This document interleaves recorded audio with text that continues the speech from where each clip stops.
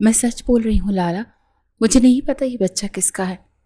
میرے پاس کوئی مرد نہیں آیا۔ رانیہ کو صبح صبح الٹیاں آ رہی تھیں۔ آریان اسے ہاسپٹل لے کر گیا تو ڈاکٹر نے بتایا کہ وہ پریگننٹ ہے، جبکہ ابھی وہ کالج میں پڑھ رہی تھی۔ اگر یہ بات حویلی کے بڑوں تک پہنچی تو اسے زندہ دفن کر دینا تھا۔ وہ نہ جانے مولوی اور گواہ کہاں سے لایا اور اسے نکاح کر لیا۔ اب کی کیا بتاؤں کس کے ساتھ منہ کالا کیا ہے۔ خاندان کی عزت بچانے کے لیے نکاح کیا ہے، اسے دنیا میں نہیں آنے دوں گا۔ آریان نے روم لاک کیا اور رانیہ سے کہنے لگا، آج میں اتنی شدتیں دکھاؤں گا کہ تمہارا بچہ ضائع ہو جائے گا۔ پوری رات آریان نے اسے پاگلوں کی طرح۔ پہاڑی علاقے میں سورج ابھی پوری طرح ابھرا نہیں تھا۔ حویلی کے بلند و بالا دروازے پر دستک ہوئی۔ آریان خان اپنے قداور وجود پر کالی واسکٹ اور سفید کلف لگی شلوار قمیص سجائے ہاتھ میں گاڑی کی چابیاں گھماتا ہوا ذہن میں نمودار ہوا۔ اس کے چہرے کی رنگت پٹھانوں جیسی گوری چٹی تھی، مگر آنکھوں میں وہی سختی تھی جس سے پورا علاقہ تھر تھر کانپتا تھا۔ رانیہ جلدی نکلو، میرے پاس فالتو وقت نہیں ہے۔ آریان کی گرجدار آواز پورے دالان میں گونجی تو کمرے کا دروازہ آہستہ سے کھلا اور رانیہ گلابی رنگ کی فراک میں ملبوس، جس پر باریک کڑھائی کا کام ہوا تھا، باہر نکلی۔ اس کے گھٹنوں تک آتے لمبے سیاہ بال ایک موٹی چوٹی میں قید تھے اور اس نے اپنے اوپر سیاہ رنگ کا عبایا اوڑھ رکھا تھا۔ رانیہ کی معصومیت ایسی تھی کہ دیکھنے والا پہلی نظر میں ہی فدا ہو جاتا۔ آ رہی ہوں لالا، آپ ہمیشہ اتنا غصہ کیوں کرتے ہیں؟ رانیہ نے دبی دبی آواز میں کہا اور اپنی کتابیں سنبھالتی ہوئی اس کے پیچھے چل دی۔ لالا مت کہو مجھے، 1000 بار منع کیا ہے تمہیں۔ آریان نے گاڑی کا دروازہ کھولتے ہوئے اسے گھور کر دیکھا۔ رانیہ نے ایک گہرا سانس لیا اور خاموشی سے گاڑی کی اگلی سیٹ پر بیٹھ گئی۔ اسے پتا تھا کہ آریان خان کی انا کے سامنے بحث کرنا فضول ہے۔ گاڑی جیسے ہی حویلی سے باہر نکلی تو آریان نے رفتار بڑھا دی۔ وہ اسے کالج چھوڑنے جا رہا تھا، مگر اس کے چہرے کے تاثرات ایسے تھے جیسے وہ اسے قید خانے کی طرف لے جا رہا ہو۔ سنو رانیہ، یہ جو دادا جان نے تمہیں کالج جانے کی اجازت دی ہے نا، یہ صرف میری ضمانت پر ملی ہے۔ اگر مجھے تمہاری کوئی بھی شکایت یا کسی لڑکے سے بات کرتے ہوئے دیکھا تو یاد رکھنا کہ حویلی کی دہلیز تمہارے لیے ہمیشہ کے لیے بند ہو جائے گی۔ آریان نے اسٹیئرنگ پر اپنی گرفت مضبوط کرتے ہوئے اسے وارننگ دی تو رانیہ نے کھڑکی سے باہر پہاڑوں کے سائے دیکھتے ہوئے دھیرے سے کہا، آپ مجھ پر بھروسہ کیوں نہیں کرتے؟ میں صرف پڑھنے جاتی ہوں، کسی سے بات تک نہیں کرتی۔ آپ خواہ مجھ پر اتنی پابندیاں لگاتے ہیں۔ میرا بھی جی چاہتا ہے کہ میں اپنی سہیلیوں کے ساتھ ان پہاڑوں پر جاؤں، موسم انجوائے کروں، مگر آپ خاموش۔ سہیلیوں کے ساتھ آوارہ گردی پٹھان لڑکیوں کو زیب نہیں دیتے۔ تم گھر کی عزت ہو اور تمہاری حفاظت کرنا میرا فرض ہے، آریان نے ٹوکتے ہوئے کہا۔ ان کی یہ نوک جھوک روز کا معمول تھا۔ رانیہ اسے لالا کہتی تھی کیونکہ وہ نہیں جانتی تھی کہ اس کی منگنی بچپن سے آریان سے ہو چکی ہے۔ آریان کو یہ لفظ کسی زہر کی طرح لگتا تھا کیونکہ وہ اسے اپنی منگیتر اور اپنی ہونے والی شریک حیات سمجھتا تھا، نہ کہ بہن۔ کالج کے گیٹ پر پہنچ کر آریان نے گاڑی روک دی تھی۔ 2 بجے ٹھیک یہاں کھڑی ہونا، 1 منٹ کی بھی تاخیر ہوئی تو میں اندر آ جاؤں گا، سمجھی تم؟ رانیہ نے اپنا عبایا درست کیا اور ایک بے بس سی نظر اس کے وجیح چہرے پر ڈالی۔ جی سمجھ گئی، اسے طنزیہ مسکراہٹ کے ساتھ کہا اور گاڑی سے اتر گئی۔ آریان وہیں کھڑا اسے اندر جاتے دیکھتا رہا۔ اس کے دل میں ایک عجیب سی تڑپ اٹھتی تھی۔ وہ رانیہ کی معصومیت اور اس کی شوخی کا دیوانہ تھا، مگر اپنی انا اور خاندانی روایات کے ہاتھوں مجبور ہو کر وہ ہمیشہ اس پر سختی کرتا تھا۔ وہ نہیں جانتا تھا کہ یہ معصوم لڑکی جلد ہی ایک ایسی آزمائش میں پڑنے والی ہے جو ان دونوں کی زندگیوں کو بدل کر رکھ دے گی، اور آخرکار وہ وقت پر کالج سے واپس بھی آ ہی گئی تھی۔ حویلی کے وسیع و عریض صحن میں عصر کے سائے ڈھل رہے تھے۔ فضا میں مٹی کی خوشبو رچی ہوئی تھی کیونکہ ابھی کچھ دیر پہلے ہی بادل گرج کر خاموش ہوئے تھے۔ رانیہ نے خوشی خوشی اپنا عبایا پہنا اور دوپٹہ سر پر ٹھیک کیا۔ اس کی سہیلیوں کا فون آ چکا تھا کہ وہ سب پہاڑی چشمے کے پاس جمع ہو رہی ہیں۔ رانیہ نے بڑی مشکل سے اپنی ماں اور چچی کی منتیں کر کے 1 گھنٹے کی اجازت لی تھی۔ امی میں بس سورج ڈھلنے سے پہلے ہی واپس آ جاؤں گی، رانیہ نے چہکتے ہوئے کہا اور تیزی سے دروازے کی طرف بڑھی۔ ابھی اس کا قدم دہلیز سے باہر نکلا ہی تھا کہ سامنے سے ایک سایہ اس پر حاوی ہو گیا۔ آریان خان اپنی سفید لینڈ کروزر سے اتر کر اندر داخل ہو رہا تھا۔ اس کی نظر رانیہ کے تیار حلیے اور عبائے پر پڑی تو ماتھے پر بل پڑ گئے۔ اس نے بنا کچھ کہے رانیہ کا بازو مضبوطی سے تھاما اور اسے تقریباً گھسیٹتے ہوئے واپس اندر کی طرف لے گیا۔ لالا، یہ کیا بدتمیزی ہے، چھوڑے مجھے درد ہو رہا ہے۔ رانیہ نے چھڑوانے کی کوشش کی مگر آریان کی گرفت فولاتی تھی۔ وہ اسے سیدھا اسی کے کمرے میں لے گیا اور دروازہ اندر سے بند کر دیا۔ رانیہ خوف اور غصے کے ملے جلے جذبات کے ساتھ پیچھے ہٹ گئی تھی۔ آپ کی ہمت کیسے ہوئی مجھے اس طرح یہاں لانے کی؟ میں نے امی اور چچی سے اجازت لی ہے، میں اپنی سہیلیوں کے ساتھ باہر جا رہی ہوں۔ آریان نے غصے سے اپنے کرتے کی آستینیں اوپر چڑھائیں اور رانیہ کے اتنا قریب ہوا کہ وہ دیوار سے جا لگے۔ اجازت؟ کس کی اجازت؟ اس گھر میں میری مرضی کے بغیر پرندہ بھی پر نہیں مار سکتا، اور تم سمجھتی ہو کہ پہاڑوں پر تم لڑکوں کے سامنے مٹر گشتی کرو گی؟ میں کسی لڑکے کے پاس نہیں جا رہی تھی۔ آپ ہمیشہ اتنا غلط کیوں سوچتے ہیں؟ رانیہ کی آنکھوں میں آنسو آ گئے۔ آپ ہوتے کون ہیں مجھے روکنے والے؟ آپ صرف کزن ہیں، تو پھر یہ حق آپ کو کس نے دیا؟ آریان کا پارا ایک دم ہائی ہو گیا تھا۔ اس نے اپنے دانت پیستے ہوئے رانیہ کے چہرے کے پاس دیوار پر ہاتھ مارا۔ کون ہوں میں؟ یہ پوچھنا ہے نا تمہیں؟ اس کا جی چاہا کہ وہ ابھی اسے بتا دے کہ وہ بچپن سے اس کے نام کی جاگیر ہے، مگر وہ ضبط کر گیا تھا۔ میں جو بھی ہوں تمہارا محافظ ہوں، اور آج کے بعد تم اس گھر کی دہلیز سے باہر قدم نہیں رکھو گی۔ یہ میرا حکم ہے، میں آپ کا حکم نہیں مانوں گی۔ آپ صرف ایک جابر انسان ہیں۔ رانیہ نے دبی آواز میں مگر ہمت سے کہا تو آریان نے ایک سرد نگاہ اس پر ڈالی اور بنا کچھ کہے کمرے سے نکل کر باہر سے کنڈی لگا دی۔ رانیہ دروازہ پیٹتی رہ گئی تھی مگر آریان کے قدموں کی چاپ دور ہوتی گئی تھی۔ اسی دوران حویلی کے کونے میں کھڑی ملازمہ گل بی بی اپنے پرانے سے موبائل پر کسی سے سرگوشیوں میں بات کر رہی تھی۔ اس کی نظریں مسلسل کچن کے دروازے پر تھیں جہاں رانیہ کی چچی کام کر رہی تھی۔ ہاں، کام شروع ہو گیا ہے، دونوں کے درمیان آگ لگ چکی ہے۔ بس جیسا صاحب نے کہا ہے ویسا ہی ہوگا، کسی کو کانوں کان خبر نہیں ہوگی۔ یہ کہتے اس نے جلدی سے فون کاٹ کر اپنے دوپٹے میں چھپا لیا۔ رات کے کھانے پر حویلی میں ایک عجیب سا سکوت تھا۔ رانیہ نے کھانا کھانے سے انکار کر دیا تھا اور آریان خاموشی سے اپنے دادا کے پاس بیٹھا تھا، مگر اس کی نظریں بار بار رانیہ کے کمرے کی طرف اٹھ رہی تھیں۔ وہ اسے تڑپا کر خود بھی تڑپ رہا تھا مگر اس کی غیرت اسے جھکنے نہیں دے رہی تھی۔ وہ نہیں جانتا تھا کہ اس کے اپنے گھر میں کوئی سانپ پل رہا ہے۔ 2 دن بعد حویلی میں چہل پہل تھی، سب رشتہ داروں کی شادی میں جانے کے لیے تیاری ہو رہی تھی۔ رانیہ جو اپنے شہر والی سہیلی کی دی ہوئی ایک گہری نیلی ساڑی دیکھ کر کئی دنوں سے پرجوش تھی، آج اسے پہننے کا ارادہ کر چکی تھی۔ اس نے آئینے کے سامنے کھڑے ہو کر بڑی مہارت سے اسے باندھا تھا۔ حالانکہ اسے پتا تھا کہ حویلی میں کبھی کسی نے ساڑی نہیں پہنی، مگر اس کی معصومانہ ضد اسے اکساتی رہی تھی۔ وہ بھی کمرے سے نکل کر بڑے ہال کی طرف جا ہی رہی تھی کہ سیڑھیوں کے پاس کھڑے آریان سے اس کا سامنا ہو گیا۔ آریان جو کالے رنگ کے سوٹ اور اوپر سے واسکٹ پہنے کسی شہزادے کی طرح وجیح لگ رہا تھا، رانیہ کو اس حال میں دیکھ کر جیسے پتھر کا ہو گیا۔ رانیہ کے ننگے بازو اور ساڑی کا وہ کٹ پٹھانوں کی روایات پر کسی بجلی کی طرح گرا۔ ابھی تک حویلی کے کسی مرد، یہاں تک کہ اس کے باپ یا چچا نے بھی اسے نہیں دیکھا تھا۔ یہ کیا تماشا ہے رانیہ؟ آریان کی آواز میں وہ گرج تھی کہ دیواریں ہل گئیں۔ رانیہ ٹھٹک کر رک گئی، اس کا دل زور زور سے دھڑکنے لگا تھا۔ لالا، یہ میری دوست نے دی تھی، آج شادی ہے نا، تو میں نے سوچا، کیا سوچا کہ تم اس ننگے لباس میں مردوں کے سامنے جاؤ گے؟ آریان نے ایک جھٹکے سے اس کی کلائی پکڑی، اسے گھسیٹتے ہوئے واپس اس کے کمرے کی طرف لے گیا۔ اگر چچا جان یا دادا جی نے تمہیں اس حال میں دیکھ لیا نا تو وہ جیتے جی مر جائیں گے۔ ابھی کبھی اسے اتارو اور اپنے وہ کپڑے پہنو جن میں حیا ہوتی ہے۔ مگر لالا، سب شہر میں تو پہنتے ہیں، آپ اتنے پرانے خیالات کے کیوں ہیں؟ رانیہ کی آنکھوں میں آنسو بھر آئے تھے۔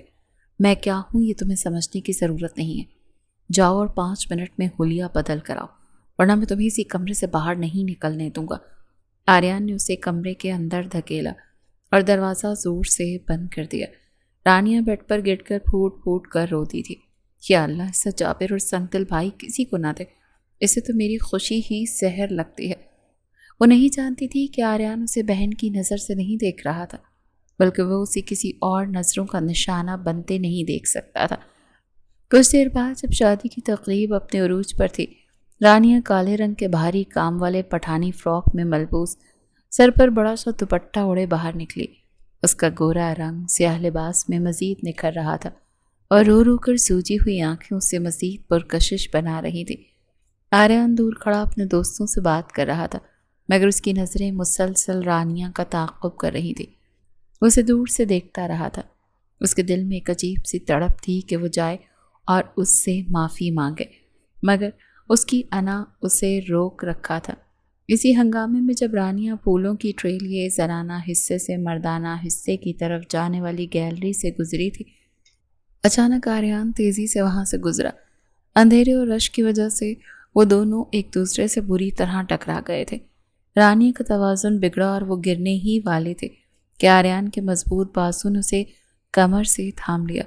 پھولوں کی پتیاں ان دونوں پر گری اور ایک لمحے کے لیے دنیا تھم گئی۔ رانیہ کی سانسیں آریان کے سینے سے ٹکرا رہی تھی اور آریان کا ہاتھ اس کے ریشمی بالوں کو چھو رہا تھا۔ دیکھ کر چلا کرو، آریان نے بہت دھیمی آواز میں کہا۔ اس کے لہجے میں اب وہ غصہ نہیں تھا، بلکہ ایک بے نام سی تڑپ تھی۔ رانیہ نے فوراً خود کو اس کے حصار سے نکالا اور نظریں جھکا کر وہاں سے بھاگ گئی۔ شادی کی تقریبات اپنے عروج پر تھیں۔ رشتہ داروں کے صحن میں ڈھولک کی تھاپ گونج رہی تھی اور عورتیں روایتی ٹپے گا رہی تھیں۔ رانیہ جو ساڑی والے واقعے کے بعد آریان سے کٹی کٹی رہ رہی تھی، آج زرد رنگ کے خوبصورت فراک میں ملبوس تھی جس پر چاندی کے تاروں کا کام تھا۔ اس کے ہاتھوں پر گہری مہندی رچی تھی اور ماتھے پر روایتی جھومر اس کی خوبصورتی کو چار چاند لگا رہا تھا۔ آریان دور کھڑا مہمانوں کی تواضع کر رہا تھا، مگر اس کی نظریں بار بار زنانہ حصے کی اس گیلری پر ٹک جاتی تھی جہاں سے رانیہ کا گزر ہونا تھا۔ اسے رہ رہ کر وہ لمحہ یاد آ رہا تھا جب رانیہ ساڑی میں اس کے سامنے آئی تھی۔ اسے اپنے غصے پر پشیمانی تو تھی، مگر وہ اپنی غیرت کے ہاتھوں مجبور تھا۔ رانیہ ذرا یہ قہوے کی چینک مردانہ بیٹھک کے باہر رکھا، خادم سب مصروف ہیں۔ بیجی نے آواز دی تو رانیہ نے جلدی سے دوپٹہ درست کیا اور ترماس تھام کر باہر کی طرف بڑھی۔ وہ بھی گیلری کے موڑ پر پہنچی تھی کہ آریان وہاں سے گزرا۔ رانیہ نے اسے دیکھتے ہی راستہ بدلنے کی کوشش کی، مگر آریان نے قدم بڑھا کر اس کا راستہ روک لیا۔ اب مجھ سے راستہ بدل کر گزرو گی تم؟ آریان نے دبی آواز میں پوچھا۔ اس کی نظریں رانیہ کی مہندی لگے ہاتھوں پر تھیں۔ آپ کو تو میرا سامنے آنا بھی زہر لگتا ہے نا لالا، تو پھر راستہ کیوں روک رہے ہیں؟ رانیہ نے نظریں جھکا کر کہا۔ اس کے لہجے میں اب بھی وہ دکھ تھا جو اس ساڑی والے واقعے نے دیا تھا۔ آریان نے قدم اور قریب کیا تو رانیہ کو اس کے مخصوص پرفیوم کی تیز مہک آئی۔ میں نے تمہیں اس لباس سے منع کیا تھا جس میں تمہاری حیا پر آنچ آئے، اس نے بہت دھیرے سے کہا اور رانیہ کے سر پر موجود دوپٹے کو ہلکا سے درست کیا۔ رانیہ کا دل ایک پل کے لیے دھڑکنا بھول گیا۔ آریان کا یہ بدلا ہوا لہجہ اسے الجھا رہا تھا۔ آپ عجیب ہیں، کبھی جلا دیتے ہیں، کبھی اتنی نرمی دکھاتے ہیں۔ رانیہ نے سرگوشی کی اور تیزی سے تھرماس رکھ کر وہاں سے بھاگ گئی۔ آریان اسے جاتے ہوئے دیکھتا رہا۔ اسے پتہ نہیں چلا تھا کہ کب اس کے لبوں پر ایک فاتحانہ مسکراہٹ آ گئی تھی۔ وہ اس معصوم لڑکی کی سحر میں بری طرح گرفتار ہو چکا تھا، مگر وہ یہ نہیں جانتا تھا کہ یہ مسکراہٹ جلد ہی چھن جانے والی ہے۔ اسے رات گل بی بی حویلی کے پچھلے دروازے پر کھڑی تھی جہاں وہی مشکوک سایہ موجود تھا۔ کام ہو گیا؟ ایک بھاری آواز نے پوچھا۔ جی، اب بس کچھ دنوں کا انتظار ہے، پھر وہ تماشا ہوگا کہ حویلی کی دیواریں بھی روئیں گی۔ گل بی بی نے جواب دیا اور خاموشی سے اندر چلی گئی۔ اگلی صبح جب رانیہ بیدار ہوئی تو اسے اپنے سر میں شدید بوجھ محسوس ہو رہا تھا، مگر اس نے اسے تھکن سمجھ کر نظر انداز کر دیا۔ وہ نہیں جانتی تھی کہ اس کے وجود میں وہ زہر گھل چکا ہے جو اسے سب کی نظروں میں گنہگار بنانے والا تھا۔ صبح سویرے دور کے ایک رشتہ دار کی فوتگی کی خبر آئی تھی۔ حویلی میں کوہرام مچ گیا تھا اور تمام بڑے فوراً شہر کے لیے روانہ ہو گئے تھے۔ حویلی میں اب صرف آریان، رانیہ اور چند ملازمین ہی رہ گئے تھے۔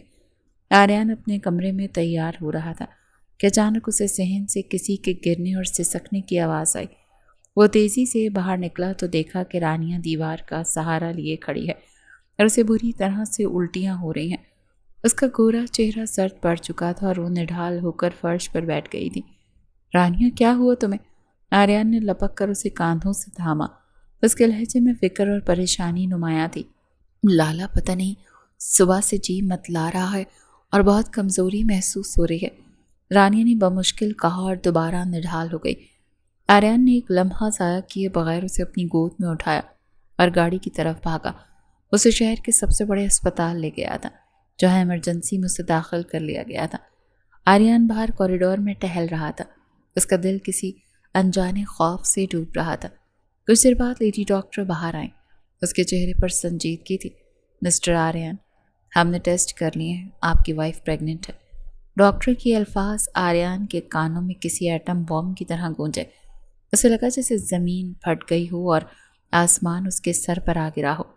اس کی غیرت، اس کا مان، اس کا وہ روب جو پورے علاقے میں تھا، ایک پل میں راکھ ہو گیا ہو۔ اس کی آنکھیں خون کی طرح سرخ ہو گئی تھیں اور مٹھیاں بھیج گئی تھیں۔ تھوڑی دیر بعد وہ اندر وارڈ میں داخل ہوا جہاں رانیہ نیم بے ہوشی کی حالت میں لیٹی تھی۔ یہ سب کیا ہے رانیہ؟ کس کے ساتھ منہ کالا کیا ہے تم نے؟ آریان کی آواز میں وہ درندگی تھی کہ رانیہ کی آنکھیں فوراً کھل گئیں۔ لالا آپ یہ کیا کہہ رہے ہیں؟ مجھے کچھ سمجھ نہیں آ رہا، رانیہ نے ہکلاتے ہوئے کہا۔ وہ خود بھی ڈاکٹر کی بات سن کر شوق میں تھی۔ میں سچ بول رہی ہوں لالا، مجھے نہیں پتا یہ بچہ کس کا ہے، میرے پاس تو کبھی کوئی مرد نہیں آیا۔ آریان نے غصے سے قریب پڑی میز پر ہاتھ مارا تھا۔ خاموش رہو، ڈاکٹر جھوٹ نہیں بول رہی، تم نے حویلی کی عزت کو مٹی میں ملا دیا۔ اگر یہ بات دادا جان تک پہنچی تو وہ تمہیں زندہ دفن کر دیں گے۔ اس کا دماغ تیزی سے چل رہا تھا، اس معصوم صورت کے پیچھے چھپی بے وفائی کو برداشت نہیں کر پا رہا تھا، مگر وہ اسے مرتے ہوئے بھی نہیں دیکھ سکتا تھا۔ اس نے فوراً ایک فون کیا اور کچھ ہی دیر میں ایک مولوی اور 2 گواہوں کا بندوبست کر لیا۔ اسپتال کے ایک چھوٹے سے کمرے میں آریان نے زبردستی رانیہ سے نکاح کر لیا تھا۔ رانیہ روتی رہی، چلاتی رہی کہ وہ بے گناہ ہے، مگر آریان کے کانوں پر پٹی بن گئی تھی۔ آج سے تم میری بیوی ہو، مگر یاد رکھنا یہ نکاح تمہیں بچانے کے لیے نہیں بلکہ تمہیں سزا دینے کے لیے ہے، کیونکہ تم نے اس خاندان کی عزت کے ساتھ کھیلا ہے۔ آریان نے نکاح نامے پر دستخط کرتے ہوئے سرد لہجے میں کہا۔ وہ اسے لے کر واپس حویلی پہنچا تو بڑے آ چکے تھے۔ صحن میں قدم رکھتے آریان نے رانیہ کا ہاتھ تھام کر سب کے سامنے کھڑا کر دیا۔ دادا جان، میں نے رانیہ سے نکاح کر لیا۔ آریان کی آواز میں فیصلہ تھا۔ سب حیران رہ گئے۔ اتنی جلدی کیا تھی آریان؟ چچا جان نے اعتراض کیا۔ میں مزید انتظار نہیں کر سکتا تھا۔ رانیہ میری منگیتر تھی اور اب میری بیوی، بس میں نے مناسب سمجھا کہ اب یہ میرے کمرے میں ہی رہے۔ آریان نے تفصیل بتائے بغیر ہی بات ختم کر دی۔ بڑوں کو چونکہ پہلے ہی رشتہ منظور تھا، لہٰذا اس لیے تھوڑے سے اعتراض کے بعد وہ خاموش ہو گئے، مگر وہ نہیں جانتے تھے کہ اس حویلی میں اب محبت نہیں بلکہ ایک طوفان پلنے والا تھا۔ پھر آریان رانیہ کو کمرے میں لے گیا اور دروازہ اندر سے لاک کر دیا۔ اس نے اپنی واسکٹ اتار کر بیڈ پر پھینکی اور رانیہ کی طرف بڑھا۔ آج میں اتنی شدتیں دکھاؤں گا کہ تمہارا یہ گناہ ضائع ہو جائے گا۔ تم نے جس طرح میری غیرت کو للکارا ہے، اب اس کا حساب دینا ہوگا۔ رانیہ بیڈ کے کونے میں سمٹ کر رو رہی تھی۔ خدا کے لیے میری بات سنیں، میں بے گناہ ہوں۔ اس نے التجائیہ نظروں سے دیکھا، مگر آریان کا وجود اب ایک پتھر بن چکا تھا جس کے اندر صرف انتقام کی آگ چل رہی تھی۔ وہ رات ان دونوں کے لیے کبھی نہ ختم ہونے والا عذاب بننے والی تھی۔ حویلی کے در و دیوار پر خاموشی کا پہرا تھا، مگر آریان کے کمرے کے اندر ایک طوفان بپا تھا۔ نکاح کی پہلی رات جو کسی بھی لڑکی کے لیے خوابوں کی تعبیر ہوتی ہے، رانیہ کے لیے ایک بھیانک خواب بن چکی تھی۔ کمرے کی مدھم روشنی میں آریان اپنی قمیض کی آستینیں اوپر چڑھائے بیڈ کے پاس کھڑا رانیہ کو دیکھ رہا تھا، جو فرش پر بیٹھی اپنے گھٹنوں میں سر دیے سسک رہی تھی۔ اٹھو یہاں سے اور ایک یہ مظلومیت کا ناٹک بند کرو۔ آریان کی آواز میں وہ کاٹتی کہ رانیہ کا پورا وجود تھر تھرا اٹھا۔ رانیہ نے لرزتی ہوئی آنکھوں سے دیکھا۔ خدا کا واسطہ میری بات تو سنیں، جس گناہ کی آپ سزا دے رہے ہیں وہ میں نے کبھی خواب میں بھی نہیں سوچا۔ آریان نے ایک جھٹکے سے اس کا بازو تھام کر اسے اوپر اٹھایا اور دیوار کے ساتھ جا لگایا۔ ان کے درمیان اب 1 انچ کا بھی فاصلہ نہیں رہا تھا۔ آریان کے چہرے کی سختی اور اس کی سانسوں کی تپش رانیہ کے چہرے کو جھلسا رہی تھی۔ تمہارے اس پاکیزہ چہرے کے پیچھے اتنی خلاصت چھپی ہوگی یہ تو میں نے کبھی سوچا بھی نہیں تھا۔ ڈاکٹر کی رپورٹ جھوٹ نہیں بولتی رانیہ، نہ ہی تمہاری یہ حالت۔ اس نے اپنا ہاتھ رانیہ کی گردن کے گرد حمائل کیا اور گرفت اتنی مضبوط تھی کہ رانیہ کو اپنی دھڑکنیں بند ہوتی ہوئی محسوس ہوئی تھی، مگر اس کے لمس میں ایک عجیب سی تڑپ بھی تھی جو آریان خود بھی نہیں سمجھ پا رہا تھا۔ وہ اسے تکلیف دینا چاہتا تھا، اس کی روح کو چھلی کرنا چاہتا تھا تاکہ وہ گناہ مٹ جائے، مگر جیسے ہی اس کے ہاتھ رانیہ کے وجود کو چھوتے اس کا دل بغاوت کرنے لگتا تھا۔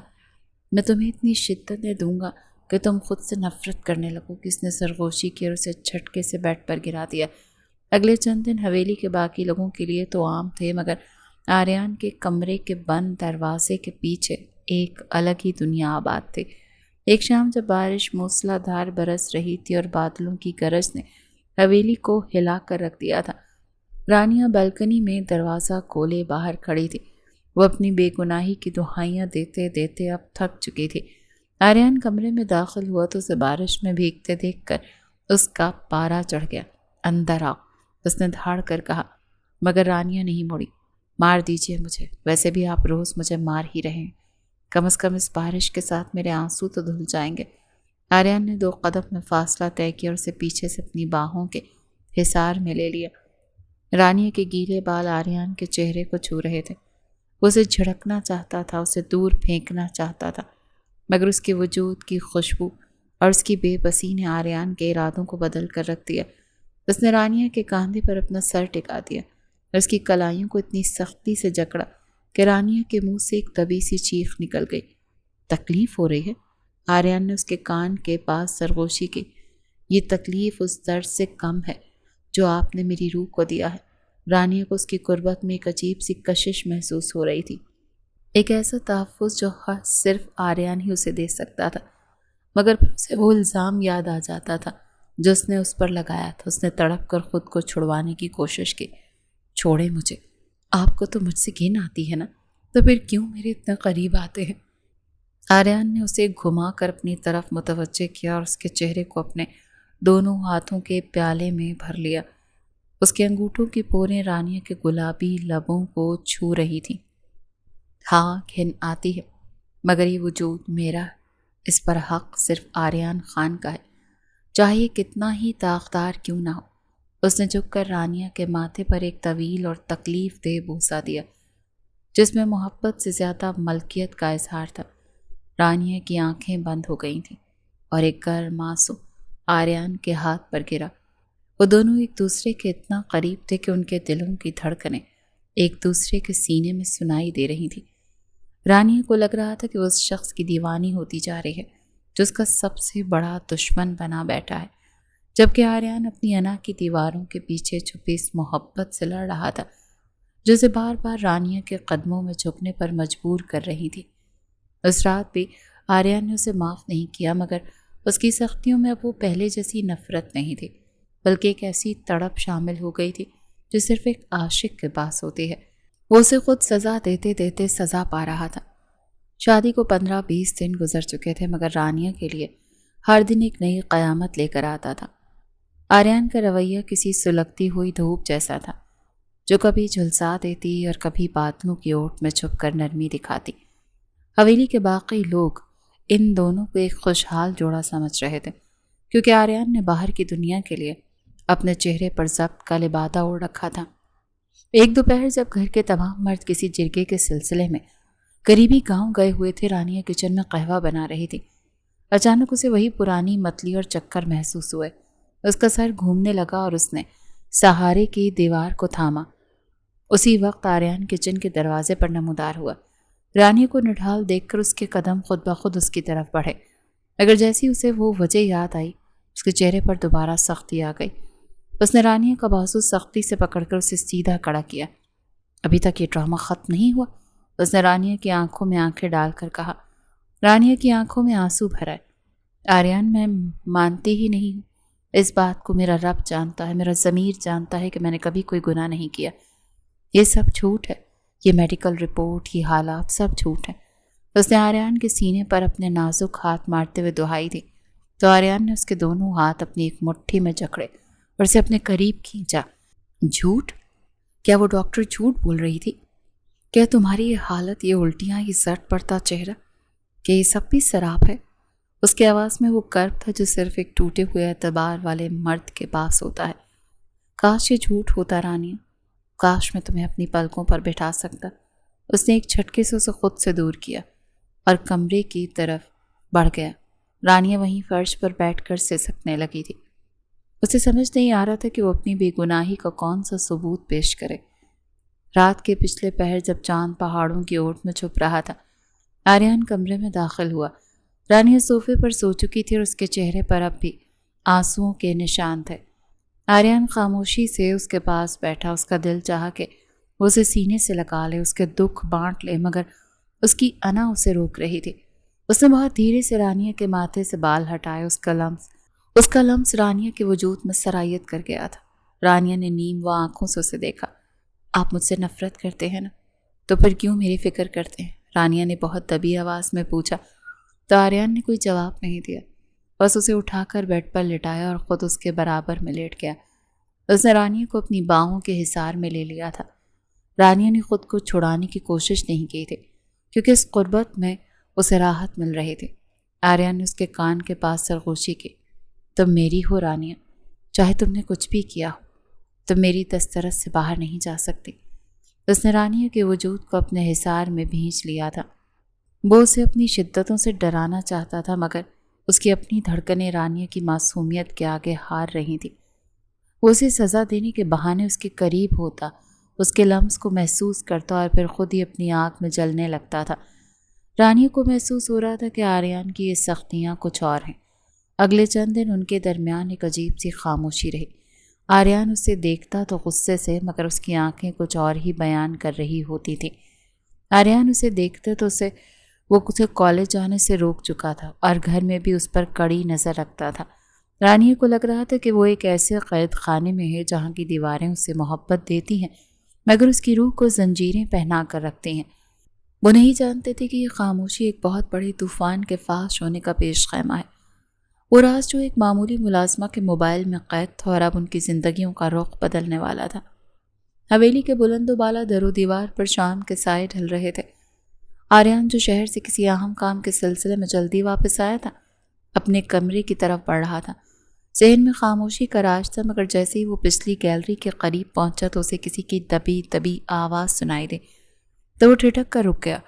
मुलाजमा गुल बीबी दीवार की ओट में खड़ी अपने मोबाइल पर किसी से बात कर रही थी। उसका लहजा खौफजदा था, मगर उसकी बातों में एक अजीब सा इत्मीनान था। जी साहब, तीर निशाने पर जा लगा। मैंने वो दवाई घोलकर उसे पिला दी है जिससे उल्टियाँ होने लगती हैं, और फिर वही हुआ जो हमने सोचा था, गुल बीबी ने सरगोशी में कहा। अब वो आर्यन खान उस पर सिर्फ और सिर्फ जुल्म करता है। देखना, इसी तरह वो दोनों तड़पते रहेंगे और आपका मकसद पूरा होगा कि वो कभी खुश नहीं रहेंगे। गुल बीबी की बातें सुनकर आर्यन के पैरों तले से ज़मीन निकल गई। उसे लगा जैसे किसी ने उसके पूरे वजूद पर तेजाब फेंक दिया हो। वो रानिया, वो मासूम लड़की जिसे वो गुनहगार समझकर सज़ा दे रहा था, दरअसल एक घनौनी साजिश का शिकार थी। उसका अपना दुश्मन उसे मुलाजमा के ज़रिए उनकी ज़िंदगियों से खेल रहा था। आर्यन का गुस्सा अब हैवान बन चुका था। उसने एक झटके से गुल बीबी का हाथ पकड़ा और उससे मोबाइल छीन कर दीवार पर दे मारा। मोबाइल पुर्जे पुर्जे होकर बिखर गया। तुम्हारी ये हिम्मत! आर्यन की आवाज़ में वो दरिंदगी थी कि गुल बीबी थर थर कांपने लगी। किसने कहा था तुम्हें ये सब करने को? गुल बीबी ने रोते हुए दानियाल का नाम लिया, जो आर्यन का पुराना दुश्मन था। आर्यन ने उसे वहीं छोड़ा और दौड़ता हुआ रानिया के कमरे की तरफ भागा। उसका दिल उसे बार बार मलामत कर रहा था। उसकी अना, उसका तकब्बुर, उसकी वो सख्तियाँ सब एक पल में राख हो गई थी। वो कमरे में दाखिल हुआ तो देखा कि रानिया मुसल्ले पर बैठी रो रही है। उसके चेहरे पर बुखार की तपिश थी और वो नीम बेहोशी की हालत में अपने रब से इंसाफ मांग रही थी। आर्यन जो हमेशा उसे झड़कता था, इस वक्त उसके सामने एक मुजरिम की तरह खड़ा था। फिर वो खामोशी से उसके पास बैठा। उसका दिल चाहा कि उसे सीने से लगा ले, उसके पाँव में गिरकर माफ़ी मांगे। उसने बहुत धीरे से रानिया के माथे से बाल हटाए। उसका लम्स रानिया के वजूद में सरायत कर गया था। रानिया ने नीम व आंखों से उसे देखा। आप मुझसे नफरत करते हैं ना, तो फिर? रानिया ने बहुत दबी आवाज़ में कहा। आर्यन के लबों पर कोई जवाब नहीं था। उसने बस रानिया को अपनी बाहों के हिसार में ले लिया। उसका दिल दीवाना वार धड़क रहा था और फिर अगले ही लम्हे आर्यन ने अपने मुंह से सब सच बता दिया कि रानिया बेकसूर है।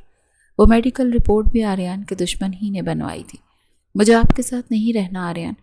आपने कहा था ना कि आप ख़ानदान की इज्जत बचाना चाहते हैं और मुझे सबक सिखाना चाहते हैं। अब मैंने सबक सीख लिया, मुझे छोड़ दें। वो रोते हुए कहने लगी तो क्योंकि अब सच सामने आ गया और उसे मंजूर नहीं था कि वो एक ऐसे इंसान के साथ रहे जिसने उसका एतबार नहीं किया। आर्यन ने उसका हाथ थाम कर उसे अपना करीब किया। मैं तुम्हें कभी नहीं छोड़ूंगा रानिया। उसने झुककर रानिया के माथे पर एक तवील बोसा दिया और फिर उसके कान के पास सरगोशी की। अब से तुम सिर्फ मेरी हो, सिर्फ और सिर्फ आर्यन खान की।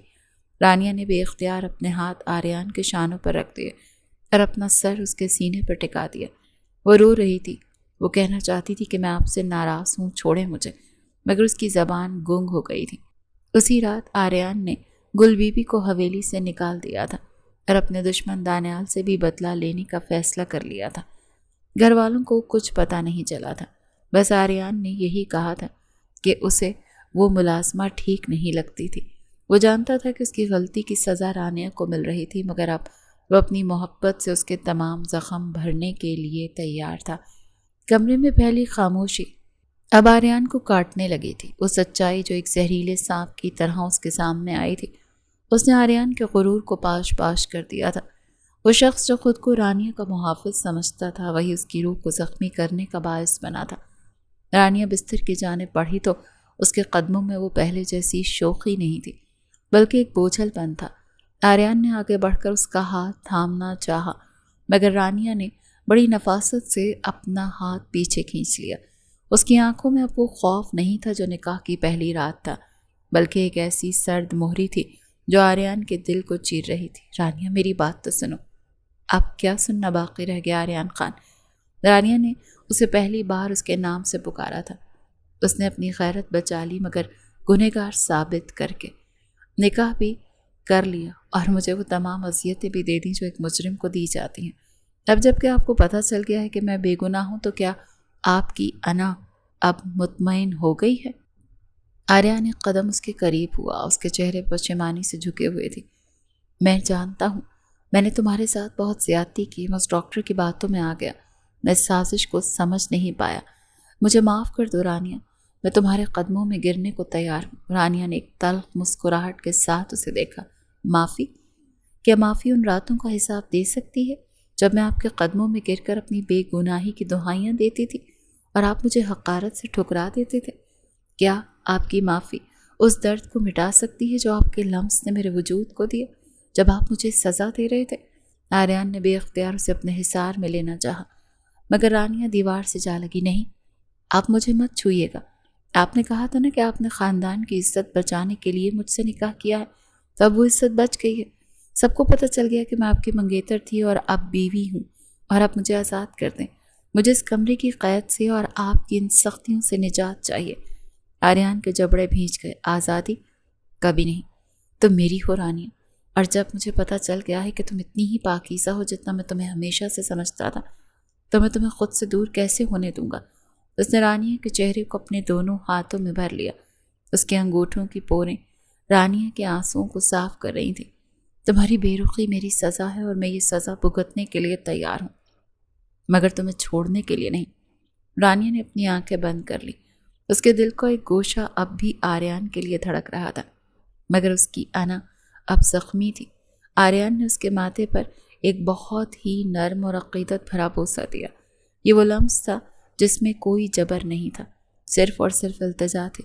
मैं साबित करूंगा रानिया कि मैं तुम्हारी हर तकलीफ़ का मदावा कर सकता हूँ। आर्यन ने सरगोशी की और उसे वहीं छोड़कर बाहर निकल गया। उसकी आंखों में अब एक नया आज़म था।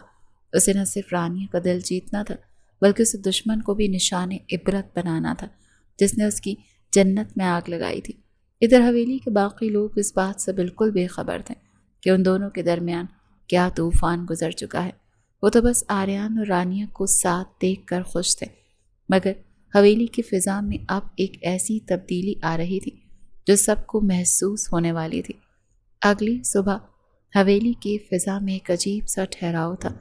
आर्यन खान रात भर नहीं सोया था। उसकी आंखों की सुर्खी बता रही थी कि उसके अंदर का पठान अब बेदार हो चुका है और वो अपने दुश्मन को माफ़ करने के मूड में तो बिल्कुल भी नहीं है। उसने खामोशी से अपनी काली वास्केट पहनी, पिस्तौल पॉलिस्टर में ओढ़सा और कमरे से बाहर निकलने लगा। रानिया जो भी जाए नमाज से उठी थी, उसे मुसल्ला देख कर ठिठक गई। कहाँ जा रहे हैं आप? उसके लहजे में अब भी बेरुखी थी, मगर एक अनजानी फिक्र भी झलक रही थी। आर्यन दरवाजे पर रुक गया, फिर मुड़कर उसे देखा। एक कदम उसके करीब हुआ। तुम्हारा कर्ज उतारने जा रहा हूँ रानिया, वो कर्ज जो मेरी अना ने तुम पर चढ़ा दिया था। उसने बहुत धीरे से रानिया के सर पर हाथ रखा, मगर रानिया ने नजरें झुका ली।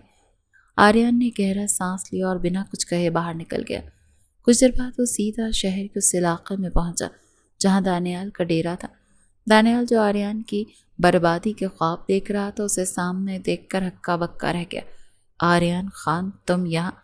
दानियाल ने तंजिया मुस्कुराने की कोशिश की। सुना है कि हवेली में बहुत रौनकें हैं, निकाह की मुबारकबाद तो देने दो। आर्यन ने बिना कोई लफ्ज़ आए किए दानियाल को गिरेबान से पकड़ लिया था और उसे दीवार से जा मारा। मुबारकबाद उस साजिश की जो तुमने एक मासूम लड़की के खिलाफ रची, उस घिनौने खेल की जिसमें तुमने मेरे ही घर की मुलाजमा को मोहरा बनाया। आर्यन की आवाज़ में वो धाड़ थी कि दानियाल के रंग उड़ गए। तुम समझते थे कि तुम आर्यन खान की गैरत से खेलोगे और खामोश रहूँगा मैं? वहाँ मौजूद दानियाल के कारिंदों ने मुदाखलत की कोशिश की थी, मगर आर्यन का गुस्सा इस वक्त किसी बिखरे हुए शेर जैसा था। उसने दानियाल को इबरतनाक तरीके से पीटा और फिर उसे पुलिस के हवाले करने के बजाय अपने तरीके से सबक सिखाया। याद रखना दानियाल कि आर्यन अपनी दुश्मनी भूल सकता है, मगर अपनी औरत की इज्जत पर आने वाली आँच कभी नहीं भूलता। जब आर्यन वापस हवेली पहुंचा तो सूरज ढल रहा था। उसके कपड़ों पर खून के छींटे थे और चेहरे पर थकन, मगर उसकी आंखों में एक सुकून था। वो सीधा अपने कमरे में गया जहां रानिया खिड़की के पास खड़ी बाहर पहाड़ों को देख रही थी। आर्यन ने पीछे से आकर उसके शानों पर हाथ रखा तो रानिया कप कपा कर मुड़ी। आप ठीक तो हैं? ये खून ये उस शख्स का है जिसने तुम्हें रुलाया, आर्यन ने बहुत नरमी से कहा। दानियाल अब कभी तुम्हारी तरफ देखने की हिम्मत नहीं करेगा।